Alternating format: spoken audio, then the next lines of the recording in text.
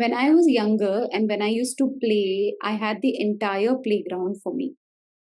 The toys were my sticks, my soil, pebbles, stones, and utensils in the house. That's how play evolves for all of us. And somehow, over the period of the last few years, play has changed. From an outdoor setup, it's become more indoor setup. From playing with twigs and branches and leaves and pebbles and checking insects and picking insects and picking up those dead bodies of insects. It has now moved into playing with toys, you know, toys which are bought from a shop.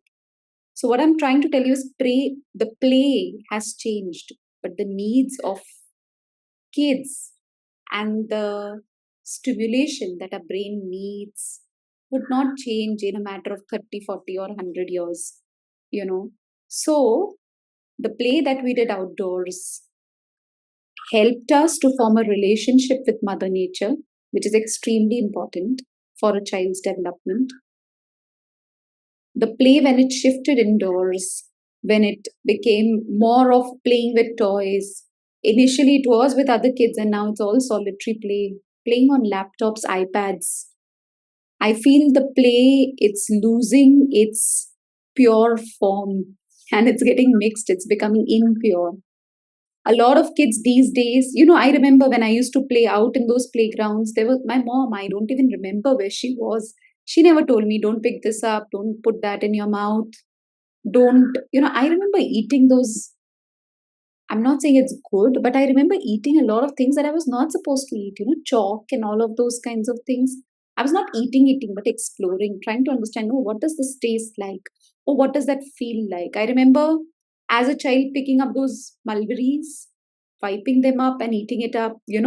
So we did explore the environment and we learned a lot. And that was play, which was not a structured play where I was not told, do this, do that, do this, do that. That was not the kind of play. So now plays indoors, plays with toys, where there's someone telling you, prompting you, do this, do that, do this, do that. And we are somehow not letting our children's brains develop because we are intruding their brains. We're not letting them have that time that they need to be with themselves. And because there's so many else, everybody trying to work on academics. In fact, just today I spoke to one parent whose son is just 2 years, 6 months, and she was very proud of the fact that my son can recognize alphabets and numbers, and he can name vegetables and fruits and animals, and I don't know what all. But cognitive skills come in much later. Those skills were taught from an iPad or a laptop. I don't know what are we trying to do with our kids these days. Putting them into karate classes, dance classes, some or the other class, because that's really, really affecting. I'm not against any classes, but just putting them into classes and taking away and stealing away the time and not giving them opportunities to be in those unstructured play opportunities is really not going to help them. A lot of parents talk to me and they are asking me, my child is not pedaling a cycle. What do I do? When would he learn how to pedal a cycle? It's an important skill, no doubt.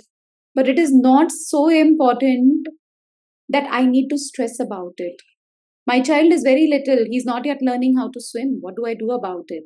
He's scared. He does not jump into the water. What do I do about it? I don't want to compare, but I remember learning cycling when I was like 15 or 16 years old. I learned swimming when I was in my 20s, mid 20s. I'm not saying that we don't want to teach them skills. What I'm saying is the stress that we take and we pass on to our kids while we want them to participate in those activities. The child is participating in those activities because we want them to participate, not because the child wants to participate. We are intruding into their life, not giving them those opportunities, robbing them of the pure form of play, and wanting them to do things in structured setups, overscheduling them. And I don't know where is that going to take us.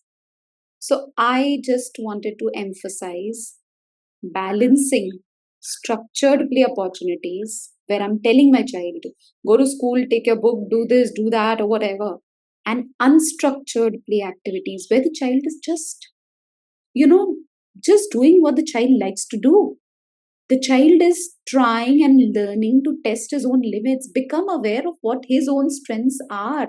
What are the things that he doesn't like? Until the child does it and understand himself, how would he even know what he likes and what he doesn't like? If we are intruding all the time, if we are putting the data all into the system and dumping so much into the child, and very happy that he knows concepts that a child at 2.5 years wouldn't know. I feel a child at 2 years should have an experience of a 2 year old and not a 4 or a 6 year old, you know. So maybe we need to think about it. Play is the birthright of every child. We can't rob them away.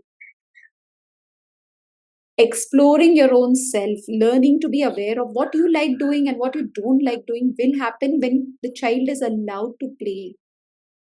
And if that opportunity is not given, the child will never learn to discover himself. Child has to play and participate in activities that he wants to, and also participate in activities that we want him to, but that needs to be in balance, not dictating what I should be doing with my child. Many parents whose kids are as young as 4 and 5 and 6 are talking about that the child has no time. His routine is so packed. He has school, and then he has this, and then he has this, and then he has this. Why do we want so many activities for such little kids? Why don't we just prioritize it? You know, our kids need time. They need time to play. Play is how a child learns. Playing in nature. Nature is the best teacher. That is the purest form of play. Playing with kids of their same age or being around them. Kids, peers are the best therapists. That's all I wanted to emphasize. Thank you.